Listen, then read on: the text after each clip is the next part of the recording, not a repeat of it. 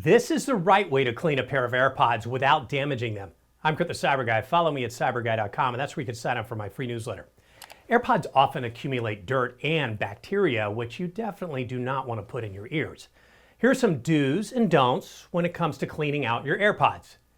Don't run your AirPods underwater, get any liquid in the openings, or use sharp objects or abrasive materials to clean them. Do use a soft, dry, lint-free cloth to clean the microphone and speaker meshes with a dry cotton swab and cleaning pin. And if the AirPods were exposed to anything that might cause damage, wipe them clean with a slightly damp lint-free cloth with water.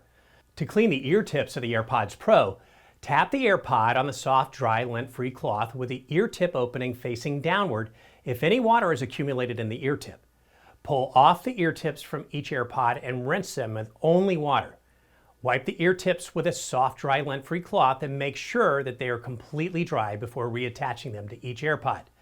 To clean the AirPods charging case, use a soft, dry, lint-free cloth. If necessary, you can slightly dampen the cloth with isopropyl alcohol. Allow the charging case to dry. Make sure not to get any liquid in the charging ports. You'll also want to remove any debris from the lightning connector with a clean, dry, soft bristle brush. Don't use abrasive materials to clean the charging case. And lastly, to avoid damaging the metal contacts, don't put anything in the charging ports. More crazy cool tech and quick tips at cyberguy.com. Are you getting my newsletter? Click the little red button to get it for free.